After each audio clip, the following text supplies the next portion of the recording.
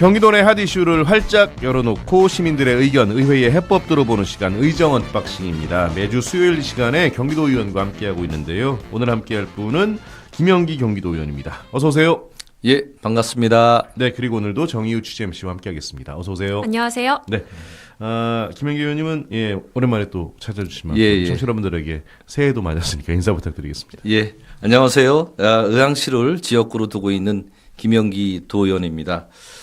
벌써 새해가 시작된 지 한 보름 정도 지났네요. 벌써요. 예, 조금 늦은 인사지만은 우리 청취자 여러분과 경기도민 모두가 건강하고 행복한 새해 되시기 바라겠습니다. 예, 감사합니다. 예, 뭐 음력설도 아직 남아 있으니까. 예. 자, 오늘 본격적으로 주제 이야기해 보겠습니다. 오늘 주제가 포일 복합산업단지 의왕시의 미래 성장 동력 될까인데요. 휴 씨 먼저 주제 설명 부탁드리겠습니다. 네, 포일 복합산업단지는 의왕시 산업구조를 첨단 지식 기반으로 전환하기 위한 의왕시 미래 성장 전략의 핵심 사업입니다. 그러나 2020년 제2의왕 테크노밸리 추진 무산 이후에 해당 지역이 토지거래 허가구역으로 장기간 묶였고 또 의왕 시민들은 재산권 제약 그리고 생활 불편을 오랫동안 겪어왔습니다. 예. 청년 일자리 확대, 첨단 기업 유치, 지역경제 활성화 등을 위해서 사업을 조속히 추진해야 한다는 목소리가 나옵니다. 오늘은 관련 내용 김영기 의원과 함께 자세한 이야기 나눠보겠습니다. 네. 먼저 김 의원님, 포일 복합산업단지를 잘 모르시는 분들도 계시니까 사업 설명 간단히 먼저 해주시죠. 예, 제가 간단하게 좀 설명을 드리겠습니다. 네. 의왕시가 추진하고 있는 포일 복합산업단지는 단순하게 산업단지를 조성하는 게 아니라 의왕시를 경제 자족 도시로 전환하기 위해서 하는 핵심 전략 사업이라고 보시면 됩니다. 약 20만 제곱미터 규모의 한 1,600억이 투자될 거고요. 그 의료와 바이오 등 그 연구개발 중심의 양지대 일자리 창출과 지역경제 활성화를 목표로 준공할 시점은 2032년으로 보고 있습니다. 또한 이 사업의 특징을 제가 좀 말씀드리면은 산업단지 조성과 도시개발을 함께 추진하는 복합 산업단지 개발 방식이라는 거죠.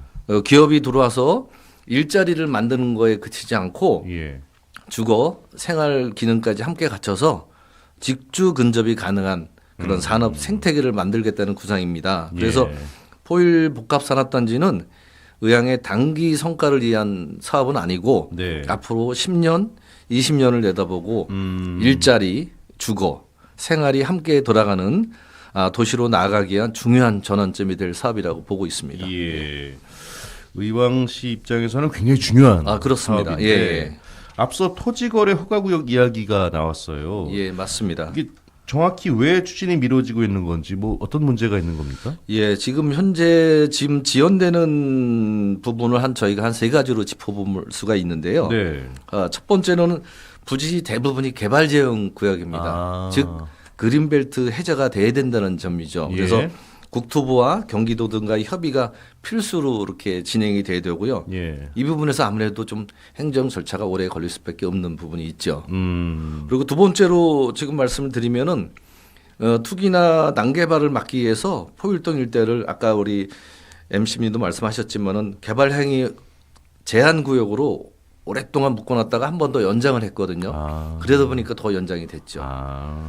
세 번째로는 사업 방향을 재설계했기 때문입니다. 처음에는 단순하게 산업단지로 하자 그랬었는데 민선 8기에서 바이오 의료 중심 복합 산업단지로 이렇게 변경하면서 사업의 규모 또 업종 등을 다시 설계하는 과정이 필요했기 때문에 아무래도 이렇게 지연되는 그런 요인이 있었습니다. 자, 이야기를 들어보니까 지금 개발 제한 구역 부분만 감안하더라도 의왕시가 단독으로 추진하기에는 어려운 부분이 있는 것 같은데 경기도의 입장은 어떻습니까? 예, 맞습니다. 의왕시가 이거 단독으로 처리하는 게 나름대로 한계가 있기 때문에 경기도의 입장이 상당히 중요합니다. 그래서 제가 지난 18일에 경기도의 정례에서 5분 발언을 했거든요. 이 사업은 의왕시 단독으로 하기에는 어려움이 많다.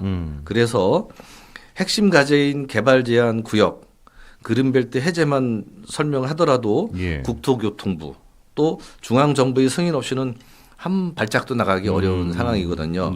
그래서 경기도의 역할이 매우 중요하다 이렇게 말씀드리고요. 경기도가 상급 기관으로서 어떤 중앙정부와의 어떤 협의 창구 역할을 맡고 네. 사업의 공공성 또 정당성도 확보해서 행정 절차 전반을 조율해야 되는 입장이 있습니다. 예. 그래서 다행스러운 거는 지난해 12월 달에 예. 그 포일 복합산업단지 개발 산업과 관련해서 경기주택도시공사 아시죠? 예. 거기서 신규 투자 사업 추진 동의안이 상임위를 통과됐습니다. 아, 그래요? 경기도도 이 사업에 적극적으로 참여하겠다. 그런 의지를 보여주고 있는 거라고 보시면 되겠습니다. 예, 알겠습니다. 희우 씨 관련해서 의왕시 관계자 이야기 들어보셨다고요? 네, 앞서 말씀하신 것처럼 이 사업은 의왕의 미래 성장 동력의 핵심 사업인데요. 예. 그래서 앞으로 이 사업을 본격화하려면 국토부와 협의 등의 이런 절차가 원활히 이루어져야 합니다. 의왕시 관계자의 이야기 들어보시죠. 복합산업단지 조성 예정지는 개발제한구역으로 금년부터 개발제한구역 해제를 위해 국토부 및 경기도와 협의해 나갈 예정이고 내년에 구역 지정 및 개발 계획이 수립되면 순차적으로 시실계획 인가와 보상 등 개발 사업에 필요한 행정 절차가 이루어질 것입니다. 우리 시에서는 2029년 착공과 2032년 준공을 목표로 사업 추진 예정이며 첨단 산업기업 유치를 통해 포울동 산업단지가 시의 자족 기능의 핵심이 되도록 조성해 나갈 예정입니다. 네, 그럼 개발 과정에서 발생하는 시민 피해나 아니면 보상의 공정성 등에 대해서는 좀 어떻게 방법을 마련해야 한다고 보십니까? 예, 제가 생각하기에도 개발 과정에서 가장 중요하게 될 원칙은 시민 피해를 최소화해야 된다. 그리고 보상이 공정하고 네. 또 예측 가능하게 이루어진다고 생각을 하고 있습니다. 그래서 예. 보상이 단순히 법에서 이렇게 정한 기준을 따르는 데서 그쳐서는 안 되고 네. 주민들께서 납득할 수 있는 공정성과 투명성이 확보되어야 된다고 생각을 하거든요. 예. 그래서 보상 기준과 절차 일정이 명확하게 공개가 되고 네. 주민들이 충분히 설명을 듣고 의견을 낼 수 있는 구조가 필요하다고 생각합니다. 특히 이 지역이 장기간 동안 토지거래 허가 구역으로 많이 묶여 있어서 재산권 예. 제약을 많이 받아왔거든요. 예. 그래서 이번 사업에서는 또다시 기다리게 해서는 안 된다 하는 인식이 생기지 않도록 보상과 이주 또 사업 일정이 서로 어긋나지 않게 잘 관리를 해야 되는 입장이고요. 개발은 그 도시의 미래를 위한 것이라고 생각하지만은 예. 그 과정에서 현재를 살아가는 우리 시민이 희생돼서는 안 된다고 생각을 하거든요. 예. 그래서 그 균형을 지키는 것이 행정과 정치의 가장 중요한 책무라고 생각을 하고 있습니다. 예. 자, 말씀하신 대로 2032년 준공을 목표로 하고 있는데 예. 이 포일 복합산업단지 조성을 통해서 기대되는 경제적, 사회적 효과도 좀 짚어주시면 좋겠습니다. 그렇죠. 이 부분이 상당히 중요한 부분인데요. 네. 먼저 경제적인 측면을 좀 말씀을 드리면은 예. 첨단 산업 연구개발 중심 일자리를 통해서 일단 고용 기반이 강화가 되고 예. 지역 세수 또 지역 상권 활성화가 기대가 되고 있습니다. 네. 그 사회적 측면으로 말씀드리면은 네. 교통이나 뭐 생활, 문화, 인프라 등이 자연스럽게 확충이 되겠죠. 네. 그러면은 정주 여건이 많이 개선될 걸로 이렇게 보고 있습니다. 예. 그래서 제일 중요한 거는 얼마나 많은 건물이 들어서냐 이게 중요한 게 아니고 네네네. 시민들의 일상과 그 지역의 미래가 얼마나 긍정적으로 바뀌느냐 이 부분에 달려 있다고 생각을 하고 있습니다. 예. 알겠습니다. 오랜만에 신혼공감 찾아주셨는데요. 예. 다른 얘기도 좀 하나 해보죠. 위례 과천선 의왕 연장에 대해서 최근에 5분 발언을 하셨더라고요. 이 관련해서 이제 시민들의 요구가 많았었나 봐요. 예, 시민들의 요구가 엄청 많았죠. 예. 이 부분 좀 설명 부탁드리겠습니다. 예, 지난 3월에 우리 지무인자치협의회 그리고 또 30여 개 이렇게 시민단체가 예.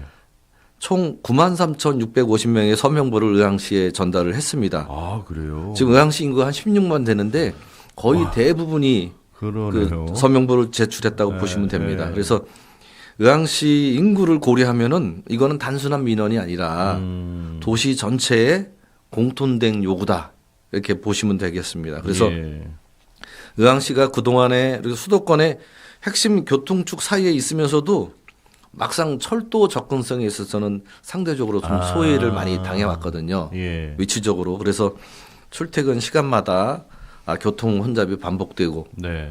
또 인덕원 또 과천 사당으로 집중되는 이동 부담을 우리 시민들이 많이 이렇게 오랫동안 감내해 오셨어요. 그렇기 때문에 위례 가천선 의원 연장은 이런 구조를 바꿀 수 있는 현실적인 대안입니다. 그래서 우리가 이제 단순히 노선을 하나 더 놓자 하는 얘기가 아니라 우리 의왕 시민들의 일상 이동권을 회복해 달라라는 요구라고 보시면 될 것 같습니다. 자, 말씀하신 대로 시민들의 요구가 많았다고 하셨는데 자, 그래서 희우 씨 시민 이야기 직접 들어보셨다고요? 네, 출퇴근 시간에 많은 시간을 소비해서 큰 불편을 겪고 있는 의왕 시민의 이야기를 들어봤습니다. 의왕 주민 입장에서는 위례 가천선 연장이 단순한 교통 편의가 아니라 생존의 문제예요. 지도상으로 볼 때는 강남이 코앞인데 출근할 때마다 인덕원이나 가천까지 버스로 이동하고 또 지하철로 갈아타는 과정 때문에 1시간 이상 넘게 걸리거든요.